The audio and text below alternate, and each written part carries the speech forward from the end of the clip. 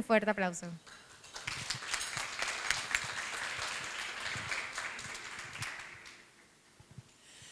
Gracias, Patricia. Como indicamos en un inicio, la estructura de estos foros intentan generar una especie de diálogo entre tres generaciones de científicas, las pioneras, las científicas actuales y también las científicas que serán, que esperemos que estén entre el público. Este momento es muy especial y estoy súper agradecida con las tres científicas que nos acompañan. Consideramos que es clave este diálogo entre las pioneras y las científicas que las siguieron. Muchas de ellas tuvieron la oportunidad, además de conocerlas personalmente e incluso trabajar juntas. Les vamos a preguntar por eso, pero antes quisiera presentarlas a las tres. En primer lugar, les presento a la doctora Aranzazú Berbey Álvarez, que se encuentra aquí a mi izquierda. Ella es doctora en automática y robótica por la Universidad Politécnica de Madrid. En España también realizó una estancia postdoctoral en la Universidad de Granada. Tiene una maestría en Ingeniería de Planta de la Facultad de Ingeniería Mecánica de la Universidad Tecnológica de Panamá y es licenciada industrial de esa misma universidad. La doctora Berbey es la investigadora principal del proyecto Metodologías e Índices de Desempeño para Sistemas de Transporte Ferroviario, proyecto que recibió placa de reconocimiento por el proyecto I+D, Metodologías e Índices de Desempeño para Sistemas de Transporte Ferroviario. Gracias, Aranzazú, por su presencia. A continuación les presento a la profesora María del Socorro Roballo Pérez, se encuentra en el centro. Ella es magíster en literatura latinoamericana de la Universidad de Costa Rica, es profesora regular de la UNACHI y directora de la Escuela de Español. Ha publicado varios libros de poesía y otras obras literarias. Muchas gracias, profesora María del Socorro. Y finalmente les presento a la doctora Luz Graciela Joly Adames. Ella es doctora en antropología, nacida y criada en Colón, esposa, madre y abuela, profesora universitaria en Chiriquí e investigadora de la sociocultura Nove. Es miembro honoraria de la Academia Panameña de la Lengua, elegida por unanimidad por la Junta Directiva en febrero del año 2022, en base a sus libros El juego del lenguaje ritual Congo, Lenguaje y literatura Nove y su artículo Namakedi, un canto de hamaca cuna. Muchísimas gracias, doctora Luz Graciela, también por su presencia. Como les decía, el objetivo principal de esta mesa es generar un diálogo con las científicas actuales en relación al trabajo de las pioneras que acabamos de conocer, muy particularmente de las pioneras científicas de las cuales hemos hablado hasta ahora, las pioneras chiricanas. Quería empezar con la doctora Aranzazú, preguntándole muy particularmente por su relación y muy particularmente también sobre el aporte y el legado de la ingeniera Zoila Guerra, una de nuestras pioneras en el área científica en el que ella también participa. Así que le paso el micrófono para ver si nos quiere comentar. Sí, muy buenos días, muy agradecida por la deferencia que han tenido conmigo y con las distinguidas profesoras y público presente. Efectivamente, la doctora Zoila, una de las cuestiones que siempre destacó su dinamismo, o sea, una mujer que nunca dejó de prepararse. Y a mí me llamó mucho la atención, hubo un momento donde a mí Zoila me llamó poderosamente la atención, fue que cuando ella tomó la decisión de matricularse, o sea, de aplicar una beca Fulbright, una mujer casada, con 4 hijos, con toda una carrera académica en la Universidad Tecnológica de Panamá, o sea, haciendo esto, haciendo aquello, habiendo tenido varios cargos de coordinación, de dirección, etcétera, y ella toma esa decisión y se gana una beca Fulbright, que esa beca es, hay que concursar para ellas. Y no solamente se gana la beca, va a Estados Unidos y termina ese programa doctoral. O sea, lo logra. A diferencia de, o sea, la universidad donde vengo yo, hay muchos modelos de profesores. Hay profesores que se han dedicado a la docencia, otros se han dedicado a la investigación, otros se han dedicado a la extensión. O sea, pero la percepción que yo tuve de ella en ese momento, o sea, hubo un antes y un después de ese momento. Y es que esta mujer es disruptiva. Esta mujer es disruptiva totalmente. Y pasó el tiempo, ella regresó con su programa, su doctorado, en un área pura y dura de la ingeniería industrial, o sea, y luego Zoila me recuerda lo que se ha venido hablando aquí, el ejemplo de las colegas presentes, y es que Louis Pasteur decía, en una de sus obras, no recuerdo cuál, pero decía algo de la suerte favorece a la mente preparada. Zoila y las colegas que me acompañan son mujeres que nunca han dejado de prepararse. Siempre están estudiando, siempre están trabajando. Son personas que han dedicado su vida a un proyecto de vida personal, institucional. O sea, y lo que quiso decir Louis Pasteur en esa cita es que es trabajo, es esfuerzo, es preparación para construirse su propio proyecto de vida. Las cosas no son al azar, o sea, y viendo el gran trabajo que han hecho la profesora Yolanda Marco, la profesora Rodríguez Blanco, o sea, hay una serie de factores de todas estas pioneras y pioneros, o sea, hombres y mujeres, y es la preparación. Y luego de eso, Zoila fue pionera en un programa de patentes.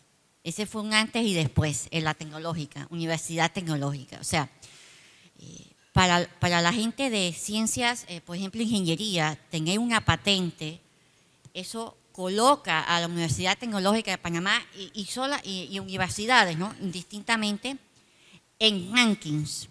Hoy en día hay rankings para todo. Yo antes de eso decía, bueno, estaba yo en la escuela secundaria, los rankings eran de que el Billboard, los premios Billboard y las 10 mejores canciones. No. Hay rankings de ciencias, de literatura, de artes, de libros de investigaciones científicas. Y viene Zoila y desde la Dirección de Propiedad Intelectual y Gestión del Conocimiento, con un grupo de colaboradores, mi esposo y yo y otro colega generamos, no me acuerdo ni cuántas patentes se generaron, más de 50, creo que eran más de 50 en ese año. Bueno, gracias a ella, yo tengo, por esa idea y por ese coraje de salir adelante, yo con mi esposo y otro colega más, contribuimos con 3 patentes, que son las únicas 3 patentes que tengo. O sea, el día que yo sea, o sea, que de repente mi hijo o yo sea abuela, no sé qué, tal cosa, oye, yo le puedo enseñar a mis nietos, oye, mira esto, abuela, para que veas cómo es esto, no sé qué, o sea, saca pecho, tú sabes. Y entonces hay una serie de cualidades, hay una serie de características, la planificación, el sentido del deber, la responsabilidad, la constancia en el trabajo, que forman una trayectoria. Entonces, el nunca dejar de prepararse.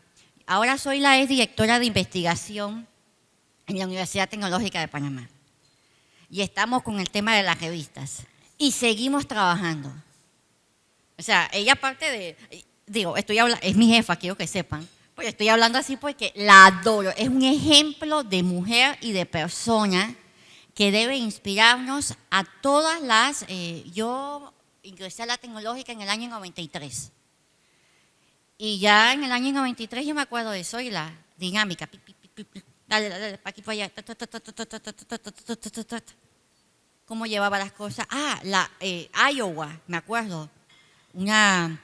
las primeras teleconferencias de, creo que era Iowa, ella también estuvo participando en eso. Entonces, es ver y nutrirse y venerar y honrar a todas estas mujeres y hombres que estuvieron antes que nosotros, que abrieron camino, hicieron posible que existan hoy, por ejemplo, instituciones como la CENACYT, como la Universidad de Panamá, como la UNACHI, como la Universidad Tecnológica de Panamá. O sea, la labor de estos hombres y mujeres pioneras. Y yo admiro muchísimo a Zoila. Gracias, María Eugenia. Bueno, primero felicitarlas por este excelente trabajo que están haciendo. La verdad es que estoy impresionada. Sí, bueno, yo conocí a la doctora Elsie Alvarado de Ricord en conferencias. Yo no tuve el privilegio de ser su alumna, pero sí la conocí, tengo varios libros de ella, incluso autografiados, porque yo era admiradora de su poesía sobre todo. El trabajo científico de ella es en lingüística, como bien dijeron en la lectura de la biografía. Y los libros que ella tiene en ese sentido, El Español de Panamá, es un libro de referencia en fonética y fonología. Es un libro de tipo académico que se debe usar en la universidad. No es un libro de lectura para estudiantes, sino para docentes, porque es un libro complicado en el sentido de que es para que el profesor explique la estructura de la lengua. En cambio, el otro libro, Usos del Español Actual, es un libro que, como ella lo explica, está escrito para un lector popular. Es un libro mucho más asequible al público. Y es un libro muy interesante porque en ese libro ella habla sobre las diferencias del habla. Una cosa es la lengua y otra cosa es el habla. Entonces, ella se dedica precisamente al habla y ella explica que hay que tener en cuenta las diferencias diastráticas y diatópicas del lenguaje para poder conocer cómo se manifiesta el habla en las diferentes personas y en las diferentes regiones. Entonces, por eso ella dice que no es cuestión de criticar y de decir quién habla bien, quién habla mal, sino que hay que tener en cuenta los estratos sociales, que es lo que se llama las diferencias diastráticas, y las diferencias diatópicas, que es lo que tiene que ver con las distintas regiones en donde se produce el lenguaje, porque nosotros aquí en Chiriquí no hablamos igual que cómo se habla en las provincias centrales o en la capital. El habla es diferente. Tenemos la misma lengua, pero no la misma habla. Y eso ella lo hace muy claro en esos libros, sobre todo en ese último libro del que estoy. Y ella hace ahí una parte que me encantó mucho de ese libro, es cuando habla de los feminismos. Y hace toda una lista de palabras que se pueden utilizar y hace una crítica que ella era muy irónica, pero ella tenía una ironía muy fina. Me gustaba mucho su ironía porque era finísima. Entonces ella habla ahí que podemos decir sastra, médica, palabras que no se usan y que no es necesario, o sea, no es necesario decir la médico, podemos decir la médica y es correcto. O sea, porque son palabras que incluso están en el diccionario. Era una mujer estudiosa, toda la vida fue muy estudiosa. Y como académica de la lengua, académica de número, presidenta de la academia, ella estaba al día con todo lo que la academia iba incorporando. Ustedes saben que la academia cada 10 años cambia el diccionario y ella siempre estaba al día con todo lo que iba llegando a la academia, ¿no? Y el trabajo que ella hizo en la academia también fue muy importante porque ella cuenta que siempre estaba llamando a la gente por teléfono para preguntar, para hacer consultas, y obviamente ella tenía que estar al día con todo lo que llegaba. Pero para mí, la verdad, a mí ella me tocó como poeta.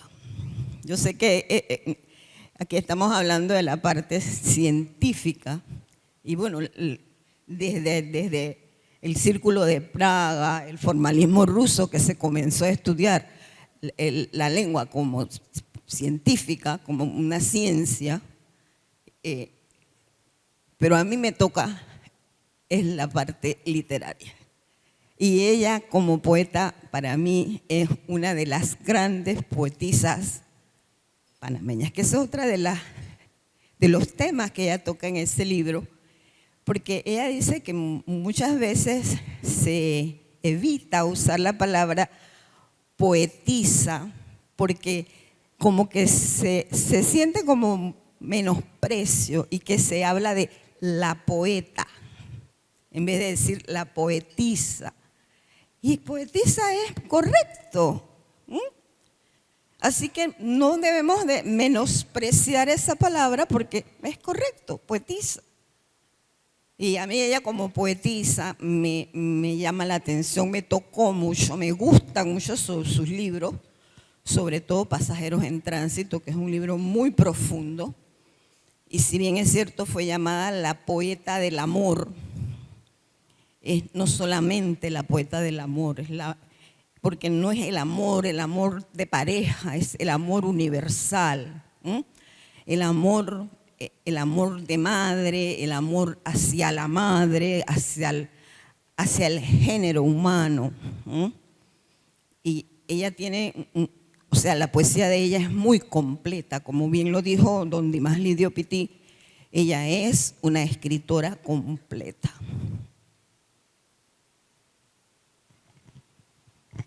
Muchísimas gracias, profesora María del Socorro. Quería preguntarle ahora a la doctora Luz Graciela Joly, muy particularmente por la arqueóloga Olga Linares, pero yo creo que también podría hablar de Elsie Alvarado de Ricord, porque usted también tiene esa doble dimensión de antropóloga y lingüista.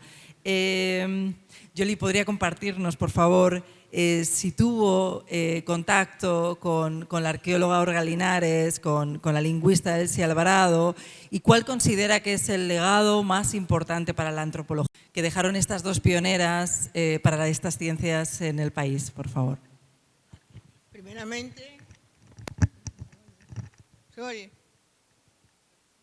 Primeramente quiero agradecer a Dios que me ha mantenido viva 77 años y puedo estar aquí hoy entre las que son.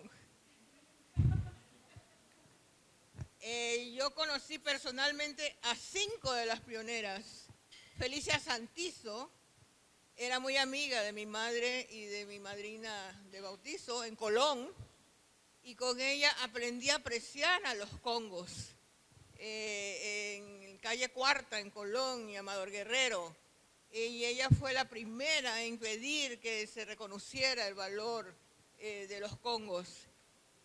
Olga Linares Tribaldos, quiero... Bueno, gracias ahora. Olga Linares, quiero corregir, perdonen, es antropóloga holística boasiana, no es solo arqueóloga. En la antropología en Estados Unidos se estudia la antropología holística y ella estudió y ella es graduada en antropología, ¿no? Eso incluye arqueología, antropología biológica, antropología lingüística, antropología aplicada. Y Olga Linares, cuando yo estaba buscando patrocinio para mi tesis doctoral, la investigación de mi tesis doctoral, yo fui al Instituto Smithsonian y ella era la directora del Departamento de Ecología Humana. Y entonces sí, me dieron una carta de respaldo. Y cuando yo me gradué, le llevé mi tesis doctoral, una copia de mi tesis doctoral, y ella me regaló copia de su tesis doctoral. Y entonces quiero aclarar que la parte de ella en Senegal, sobre los cultivadores de arroz, esa es la parte de antropología sociocultural, no es arqueología. Pero algo que me gustaba de lo que ella descubrió allá es que el mejor arroz es el que más años tiene guardado. Y había gente allí que tenía arroces de 12 años guardados en sus casas. Y ese era el arroz que le brindaban a ella para comer, el arroz viejo que tenía años guardados. También Olga Linares fue la que animó a otros colegas en Panamá a fundar la Asociación Panameña de Antropología. Y entonces, y a escribir las revistas de antropología de esa asociación. Y en uno de los artículos que yo le ponía, porque ahora estoy jubilada, le ponía a mis estudiantes a leer, es la comparación que ella hace entre la economía política de los Nove con la economía política de los Guna. Y ella dice que en ese artículo que lo que conquistó a los Nove acá en el occidente fue la introducción de la ganadería extensiva, que fue el ganado el que los empujó hacia las montañas. Y no fueron los españoles por guerras o por eso, sino la ganadería extensiva les expropió sus tierras para entonces sembrar pastos para ganado. Y mientras los gunas nunca aceptaron la ganadería, no fue sino hasta la época de Torrijos que él les puso un IPT agropecuario allá en Gunayala, que entonces introdujeron ganado, pero los gunas nunca quisieron aceptar la ganadería, y esa era la tesis de Olga, de que fue la ganadería extensiva lo que empujó a la gente Nove hacia las montañas y los sacó de las tierras bajas. A Reina Torres de Araúz también la conocí personalmente, me encantaba que ella siempre organizaba congresos de antropología. Y cuando yo era estudiante en la Florida State University, ella nos invitaba a que presentáramos trabajos nuestros y publicaba las actas de esos congresos. Y un trabajo que yo hice de arqueología sobre el patrón de construcción del Camino de Cruces está en una de las actas de esos congresos. Y lo presenté, pues me tocó a mí presentarlo presencialmente en el congreso. También conozco todavía, porque está viva, Marcela Camargo, muy amiga. Yo siempre digo que el museo no se debe llamar Reina Torres de Araúz, sino Marcela Camargo, porque Reina Torres fue la que la mandó a estudiar a México museografía, pero ella fue la que diseñó el Museo del Hombre Panameño. Y también conocí a Mireya Correa. Uno de mis trabajos de investigación es sobre las plantas que usan los noves para diferentes usos, y eso se realizó pues con dos estudiantes nove de la Facultad de Ciencias Agropecuarias, Roger Séptimo y Santiago Guerra, y la metodología requería que fueran de dos regiones diferentes. Roger es del Pacífico, Santiago era de Valle Risco, y entonces se recogieron 280 muestras de plantas. Y Mireya Correa pues era la que nos pidió que para el herbario de Panamá que se enviaran las muestras, no solo al herbario de la UNACHI, sino al herbario de la Universidad de Panamá que ella tenía. Y entonces nos invitó al congreso que ella realizó sobre la historia natural de Panamá y botánica, y allí yo presenté los resultados de mi investigación sobre el uso del Piper auritum, hinojo sabalero le llaman allá en el río Bracío, para atrapar y para engreír y atrapar al sábalo pipón. Y entonces la metodología antropológica es la participación observativa, también se llama la metodología etnográfica. Nosotros, yo digo que somos vidajenas profesionales, nos entrenan para ser vidajenas profesionales. Y entonces, aquí donde estoy, por ejemplo, uno de los camareros vi que tiene un corte así de pico atrás, me llamó mucho la atención porque estoy viendo todo. Y entonces, y observando. Bueno, yo un día estaba sentada en el portal de la Casa de Maestros en Boca de Uracillo, donde la gente allí decidió que era la época seca y tenía que vivir ahí en esa casa, pero comía con una familia.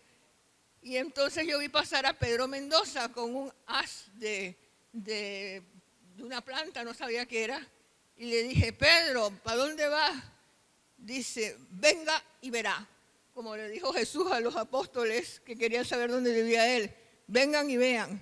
Bueno, yo lo seguí, cogí enseguida mi chácara con mi cámara y mi libreta de apuntes y me fui a ver. Y él había hecho en el río Uracillo un chiquero con plantas de estacas de platanilla y una puerta que era de caña brava o caña blanca amarrada con un hilo a una ramita que habían puesto su hijo y un niño que lo acompañaban, la enterraron en el barranco. Y entonces él cambió las hojas viejas que se habían comido los peces y le habían nomás dejado las venas de las hojas y puso el haz nuevo de las hojas.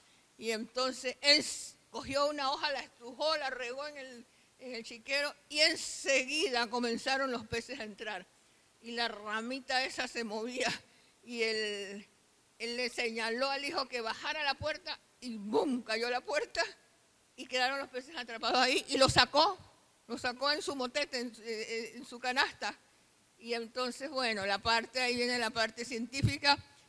Yo llevé muestra de la hoja a la Universidad de Panamá, al doctor Tomás Arias, de la farmacología, que de Dios goce, él era hermano del doctor Arias Calderón, y entonces Tomás Arias analizó la hoja y descubrió que tiene un aceite esencial, que es el que le da el aroma. Aquí en Chiriquí le llaman a esta hoja, que tiene forma de corazón grande, hacia la frontera, hay mucho de esa hoja, y también llegando a Dolega también he visto mucha de esta planta.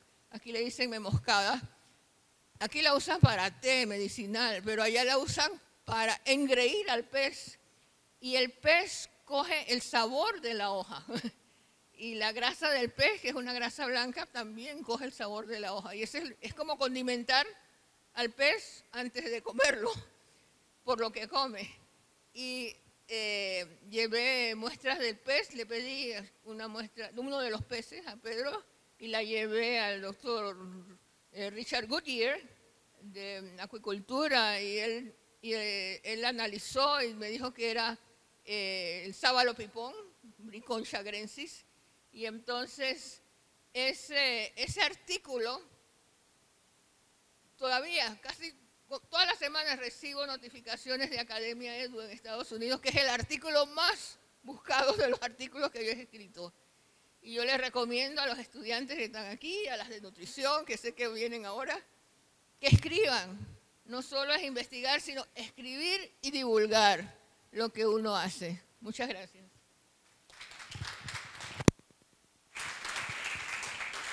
Gracias a las tres. Está claro el legado de las pioneras y qué bueno ese último mensaje a las jóvenes con quienes precisamente queremos generar este diálogo.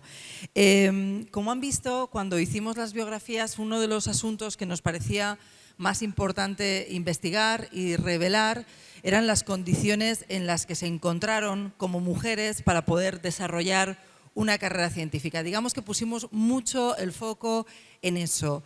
Hace 3 años, como les anunciábamos al inicio de este foro, realizamos una investigación para la Senasit sobre la participación de las mujeres en la ciencia. Ese diagnóstico nos permitió conocer cómo estaba esa participación de las mujeres en la ciencia y queríamos ver desde una perspectiva histórica cómo había ocurrido eso en los primeros años de la historia de la ciencia y muy concretamente con la participación de las pioneras.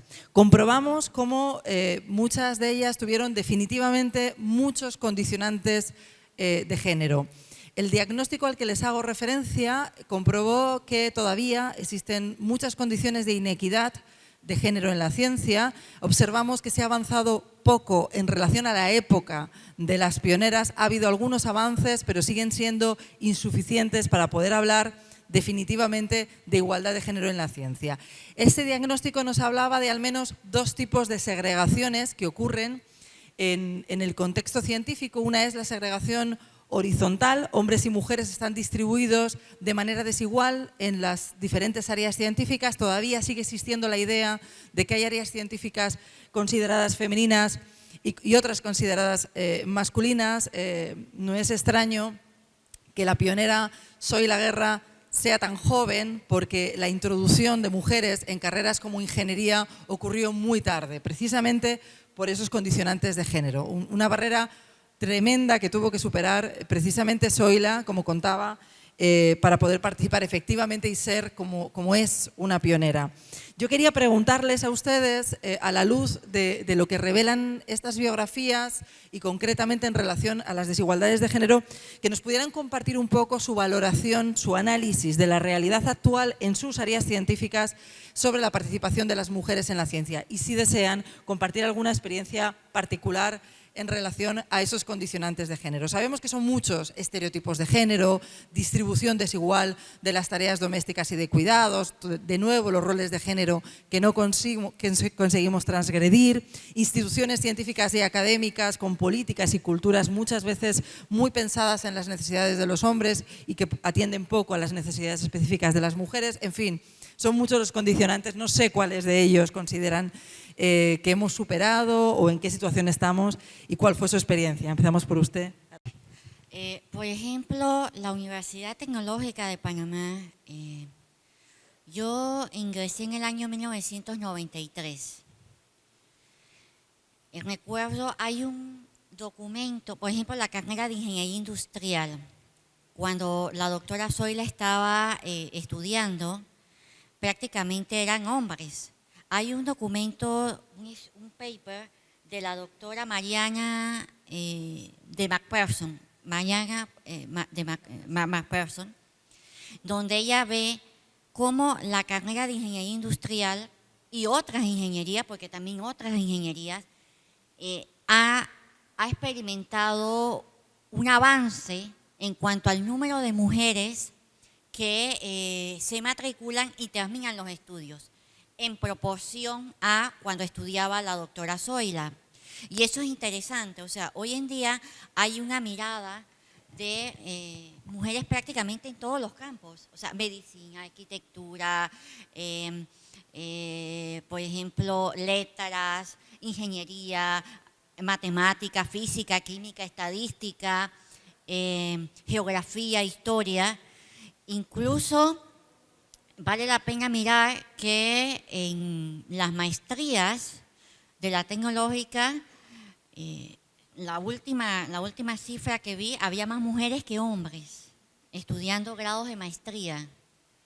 O sea, yo cuando entré a la Universidad Tecnológica, la carrera de Ingeniería Industrial ya tenía un componente femenino. O sea, tenía digamos que no era la única mujer. No era la única mujer en el salón de clase y tenía profesoras mujeres. Ahora, cuando estudió Zoila no era así. Prácticamente todos eran varones. Entonces, es importante ver cómo algunas carreras, se habla de la feminización de las carreras. Por ejemplo, enfermería, y lo digo porque cuando me hablan de enfermería, que es una carrera científica, tecnológica, se piensa en una mujer. O sea, por alguna razón. Entonces, sí, ha habido un avance con respecto a aquella época. También es cierto que el papel de la mujer en la sociedad panameña, yo recuerdo un comercial, no me acuerdo que se puso en los años creo que 80, que es una ingeniera en una empresa, no me acuerdo cómo se llamaba, ella, o sea, no presentar a un hombre como profesional de la ingeniería, sino a una mujer. Me acuerdo que era la ingeniera Quijano, salía en el comercial. y era una mujer que administraba andando, algo así que hacía con la mano, no sé qué, andando, no sé qué. Entonces, claro, eso crea un fenómeno disruptivo en las mujeres y en los niños, en los varones, porque le crea un referente televisivo que es tan importante. O sea, en esa época no se hablaba de los influencers, ahora es influencers para aquí, influencers para allá, no sé qué, sino presentar modelos a la sociedad, a la infancia, que nos permitan proyectar a esa niñez en el futuro. Es decir, que el niño y la niña se vea como historiador, geógrafo, escritor, escritora, médica, arquitecta, odontóloga, científico, abogada, etc. Entonces, la Universidad Tecnológica siento yo que ha experimentado, bueno, de hecho tuvimos nuestra primera mujer rectora, la ingeniera Marcela Paredes de Vázquez, que después fue ministra de Educación y después fue embajadora de Panamá en Chile. Y ella ha retornado a la academia. O sea, ese avance, ¿no? Ese avance de la mujer en campos que tradicionalmente eran masculinos, por razones que explicarán muchísimo mejor las colegas de ciencias sociales, de economía y de ciencias políticas, es fundamental. O sea, despertar la curiosidad científica en la infancia. Necesitamos en Panamá, siento yo, más personas del área de, por ejemplo, sociología, ingeniería, matemática, física, química, estadística, geografía. La geografía es una ciencia, la historia es una ciencia. O sea, formar y que el joven, el niño, se proyecte a sí mismo en modelos que le permitan construir un proyecto de vida. O sea, la ciencia es preparación, indistintamente si es ciencias sociales o ciencias, digamos, matemática, física, química, etcétera, robótica, genética. Es prepararse. O sea, hay una dinámica y hay una constante en las colegas que me acompañan en este podio, y es la preparación. Son mujeres que nunca han dejado de prepararse, nunca han dejado de estudiar, nunca han dejado de publicar algo, de participar en un proyecto de investigación. Esa particularidad que tiene cuando 2 o 3 personas se unen, aunque sean 2 o 3 personas para hacer, y sean poquitos, para hacer un proyecto de literatura, un proyecto de ciencias sociales, un proyecto científico, un proyecto de tecnológico, cultural, hace posible que otras personas, otros actores en el futuro puedan, digamos, mejorar sus condiciones de vida y entregar o recibir y entregarle a la sociedad contribuciones. No sé si con eso. Gracias. Bueno, yo pienso que hay más posibilidades que en los tiempos de nuestras pioneras. Por ejemplo, Elsie tuvo la posibilidad de tener un esposo que era un hombre excepcional, porque él no era un hombre machista, fue un hombre que la apoyó en todo momento. Cuando ella le dijo, yo no sé cocinar, él le dijo, yo no me casé contigo para eso, ¿no? Estaba clarito que la mujer no es una cocinera. Entonces, eso muchos hombres no lo tienen claro, empezando por ahí. Cuando se casan, creen que la mujer es la cocinera, el ama de casa, la que va a cuidar a los niños, la que se va a quedar ahí y que no tiene derecho a estudiar ni a trabajar. Todavía hay hombres que piensan eso. Todavía, yo pensaba que no, pero sí. Y eso es una gran limitante. Por eso yo siempre a mis estudiantes les digo, a las chicas, estudien, muchachas, prepárense. Porque una mujer que estudia y es independiente, a la postre no necesita un esposo que la someta. porque hay hombres que someten a las mujeres, hay otros que no, que son librepensadores, que protegen, que ayudan a que la mujer crezca, como hizo don Ricord, Humberto, sí, con él. Él sí tuvo esa gran suerte, que él fue un hombre que la ayudó. Actualmente, ¿qué pasa? Hay muchas más posibilidades que muchas veces las mujeres no las aprovechan. Ahora la que no estudia es porque no quiere. Pero hay un problema que yo veo muy claro. Y me parece a mí que los medios de comunicación influyen negativamente en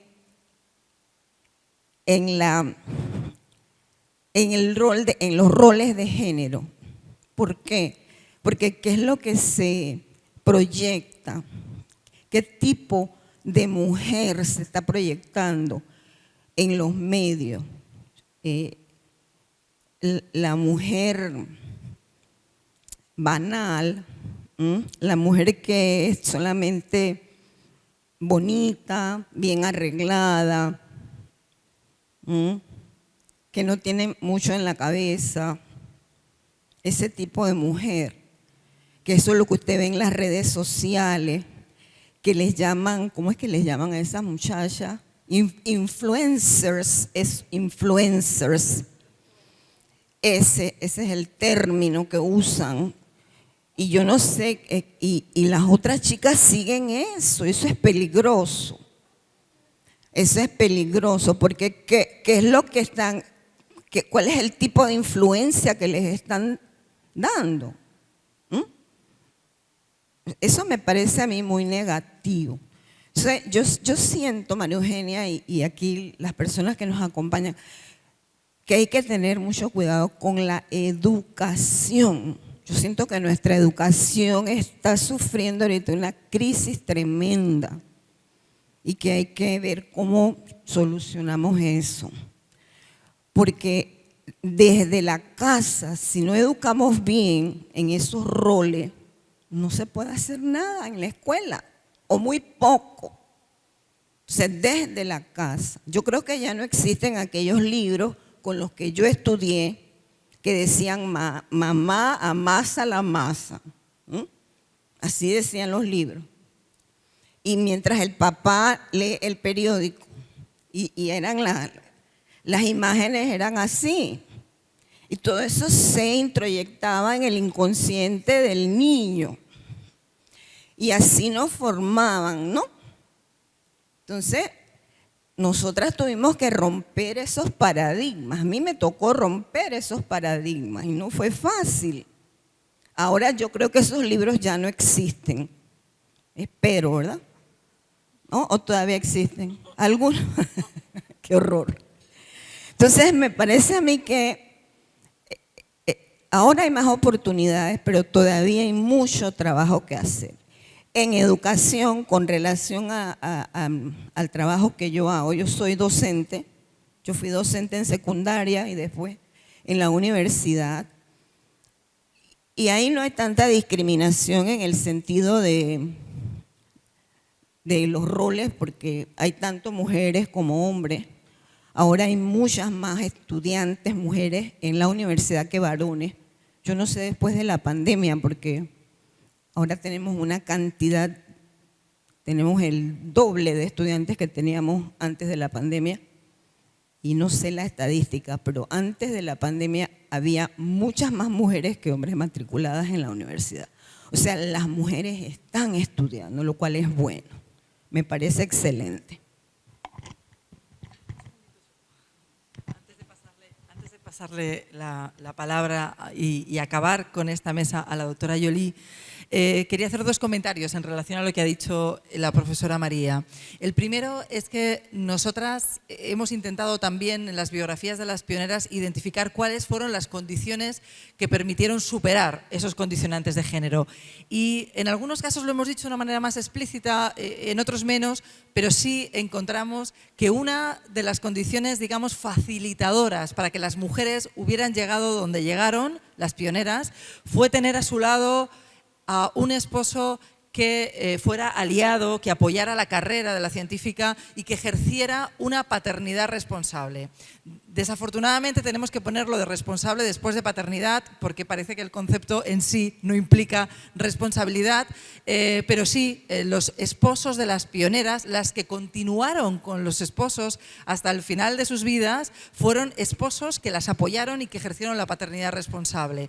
Esta es una de las condiciones facilitadoras que tuvieron las pioneras, que ha marcado muy bien María y que lo encontramos como resultado final del análisis de las biografías. Yo propongo que convirtamos a las pioneras en las influencers de nuestra época, hagamos ese esfuerzo porque definitivamente esos son los modelos que queremos representar y que se puedan reproducir. Ahora sí, disculpe, doctora Joly, si quiere participar. Totalmente de acuerdo. Dios puso en mi camino al ingeniero Norberto Pitisuira, que cuando yo llegué a trabajar a la Facultad de Ciencias Agropecuarias, yo traje mi bicicleta que tenía en Gainesville, en Estados Unidos, cuando estudiaba allá, y yo manejaba mi bicicleta en David.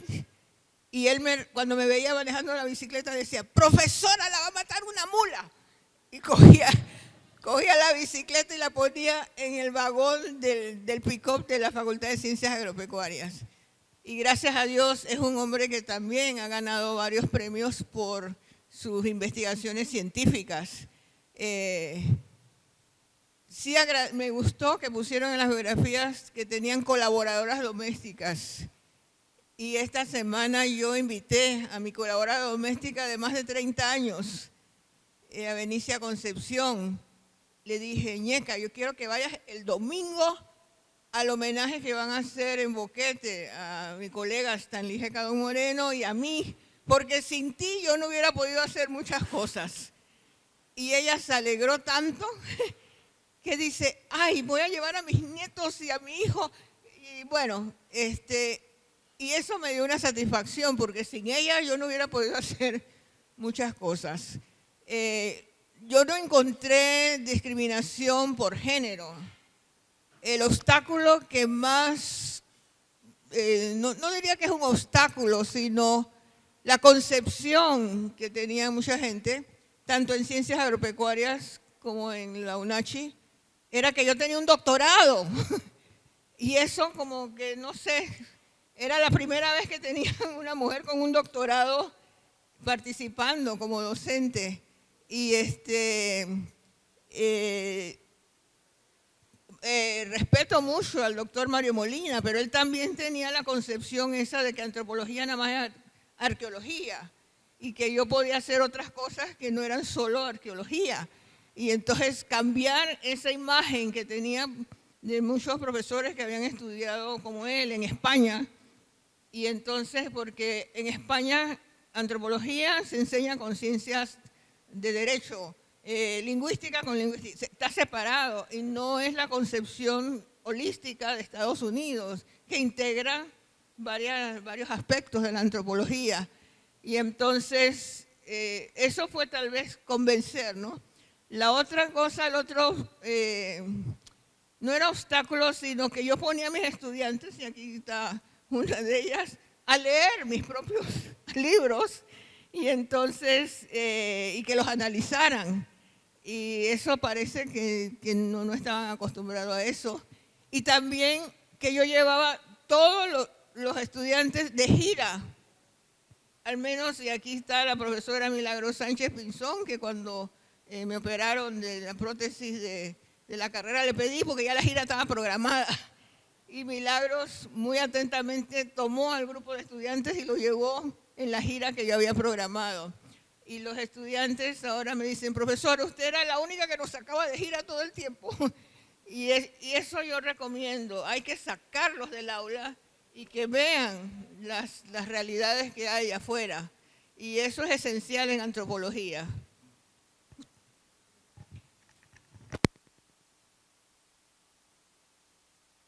Yo creo que ha sido un diálogo muy bueno. Me gustaría muchísimo ahora escuchar a las estudiantes y los estudiantes, pero antes de pasarle la palabra a mi compañera Patricia, quería hacer una pequeña encuesta. ¿Cuántos y cuántas de las que están aquí presentes conocían a la doctora Olga Linares? Que levanten la mano, por favor, previamente. Ajá, no sé si son 5, ¿se me ayudan a contar? 8 manos de cerca de 80 personas que estamos aquí. ¿Cuántos conocían a la doctora Elsie Alvarado de Ricord previamente? ¡Wow! Mucho más. Ajá. Casi un 40%. Me atrevo a hacer ese porcentaje. ¿Y cuántas conocían a la doctora Ligia Herrera Jurado?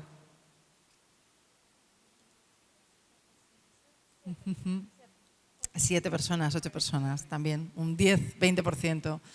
Bueno, pues nos alegramos porque ahora ya conocen a estas 3 pioneras chiricanas y, por supuesto, a Soy la Guerra. ¿Cuántas conocían a Soy la Guerra?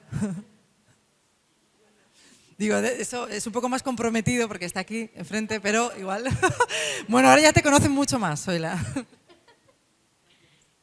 Muy bien, ahora vamos a dar paso a las preguntas y comentarios. Las condiciones facilitadoras de las pioneras, les decía, fue muy importante contar a su lado con compañeros, con esposos que las apoyaran. Las que no tuvieron compañeros que las apoyaron rompieron esa relación y por eso llegaron a ser grandes científicas. Pero hay otras condiciones. Las condiciones socioeconómicas también facilitaron a algunas de ellas que las tuvieron poder superar muchas barreras, pero también una realidad, digamos, en el ámbito doméstico. Por eso, tanto Yolanda como Vania han insistido mucho en la importancia.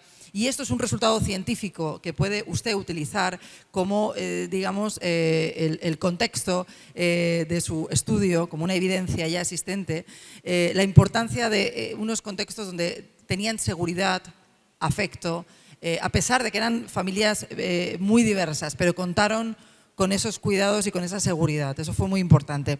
Les paso la palabra. Hay 2 preguntas muy parecidas, 2 comentarios muy parecidos de estudiantes. ¿Qué mensajes les darían a las jóvenes para que siguieran sus estudios y muy particularmente en la tecnología? Yo creo que Aranzazú podrías. Sí. Yo recomiendo a la juventud prepararse. O sea, la actividad científica requiere un proceso de indagación permanente. O sea, el que busca encuentra. Tarde que temprano, indistintamente de la disciplina científica, si es medicina, arquitectura, historia, geografía, o por ejemplo, literatura, el mundo del arte, ¿no? Yo cuando estudié el doctorado en España, vi tesis doctorales en historia del arte, en temas artísticos.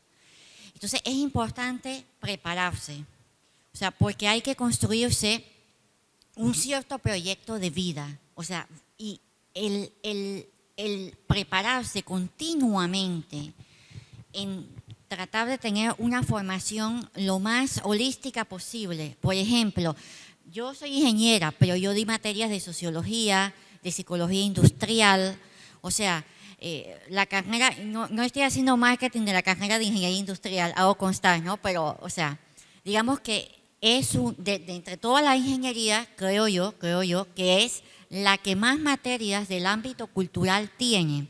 O sea, están las materias básicas, ciencias básicas, y están las materias de la especialidad. Hay otras materias que son de índole cultural, o sea, sociología, psicología industrial, el tema de administración de recursos humanos. Entonces, es importante porque hoy en día hay muchas oportunidades, como dice la profesora, efectivamente, en la época de estas pioneras realmente era árido, o sea, por las experiencias y la investigación presentada aquí, un trabajo extraordinario, fue realmente árido, o sea, el término pionera es decir, bueno, estoy frente a un desierto, ¿no? Pero lo voy a lograr. O sea, lo voy a lograr y efectivamente la historia de estas mujeres, pioneros, todo el que ha sido pionero o pionera, abre el camino para otros y otras que vienen, o sea, después de nosotros, después de ella, básicamente. Entonces, es importante prepararse, nunca dejar de prepararse. Es decir, uno toma un título de licenciatura y por ahí mismo la maestría, e incluso meterse en áreas que no necesariamente son las tradicionales. Porque al no ser las tradicionales, entonces hay nichos que no han sido desarrollados y que son oportunidades. Son oportunidades. Entonces, decir, por ejemplo, tengo una titulación del área, tomar, por ejemplo, un posgrado en gestión. Por ejemplo, tomar un posgrado en temas de comportamiento, por ejemplo, comportamiento social. O sea, esos equipos multidisciplinarios, o sea, que involucran, por ejemplo, historiadores, geógrafos, ingenieros, matemáticos, químicos, físicos, o sea, esos equipos multidisciplinarios tienen esa fortaleza de poder lograr investigaciones mucho más holísticas, como la presentada en el día de hoy. Entonces, es importante, yo recomiendo a la juventud trabajar, tener buenos hábitos, si se van a entretener, como dice, como yo misma considero, o sea, no hay que perder el tiempo en estos malos ejemplos, de estas influencers o influencers, que realmente son mentes vacías, o sea, son vanidad, o sea, es lo vacuo. O sea, una presencia espectacular, despampanante, tanto hombres como mujeres, pero luego no son capaces de sostener una conversación mediera de un tema en concreto.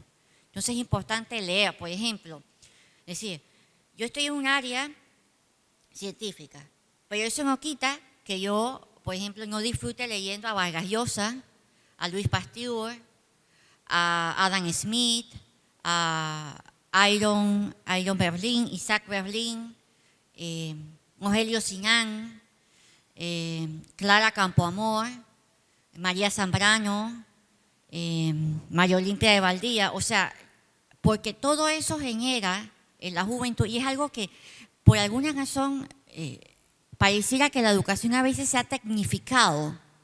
Y ahí, o sea, yo entiendo, y fíjense que lo dice un ingeniero, o sea, yo entiendo el por qué una educación se tecnifica o se especializa. Pero a niveles de primaria y secundaria, inclusive universidad, sí es bueno recordar que la cultura, o sea, la formación enciclopédica o la formación cultural es importante para que podamos ser mejores ciudadanos y comprender nuestro entorno. Muchísimas gracias. En el marco de este proyecto hemos considerado, digamos, que diferentes públicos.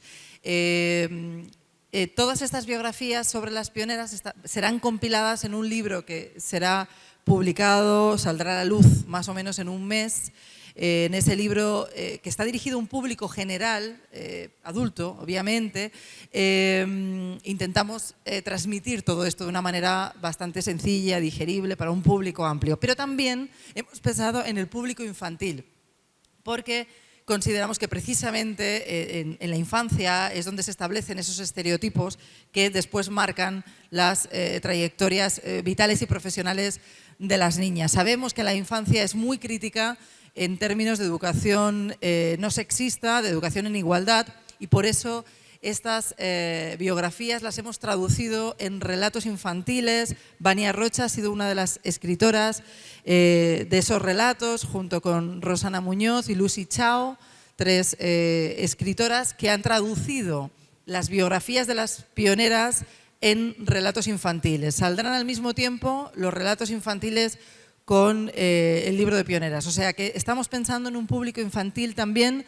porque consideramos que es absolutamente crucial. Ojalá podamos ponernos de acuerdo y hacer una estrategia, digamos, de comunicación y divulgación de esos libros también en Chiriquí. Esperamos volver a Chiriquí a presentarles esos libros para que ustedes puedan tener ejemplares y puedan regar este mensaje entre la infancia, ¿no?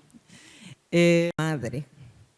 Y si la madre no está concienciada de su labor y si ella misma no está clara en su problema, si ella misma es parte del problema, pues ¿cómo va a trabajar con su hija? Nosotros vamos a hacer un trabajo de talleres con el libro Basta, 100 mujeres contra la violencia de género. Estamos trabajando en eso con diferentes grupos de mujeres para crear un poco de conciencia, no solamente sobre la violencia de género, sino sobre todo este tipo de problemas de género que hay en la familia. Entonces, creemos que por ahí podríamos lograr un poco de concienciación y podríamos tal vez sembrar un poco la semilla en algunas mujeres y que ellas a su vez puedan trabajar en sus casas con las niñas. Es lo que se nos ocurrió. Estamos trabajando con Carolina Fonseca, que es la editora del libro en Panamá, y vamos a comenzar esos talleres pronto. Ya tenemos casi toda la logística preparada, así que nosotros estaremos anunciándolo en la universidad en cuanto tengamos eso listo. Vamos a comenzar allí.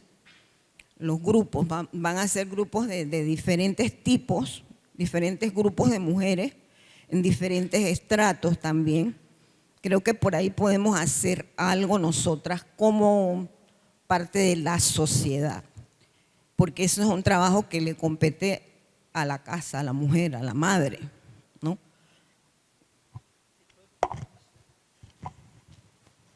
Bueno, cuando yo iba en giras académicas, yo llevaba a mi hijo y a mi hija para que vieran qué era lo que yo hacía. Y muchas estudiantes, cuando iban en giras conmigo, que tenían hijas e hijos pequeños, decían, ¿puedo llevar a mi hija e hijo? Con mucho gusto, para que vean qué está haciendo su mamá también.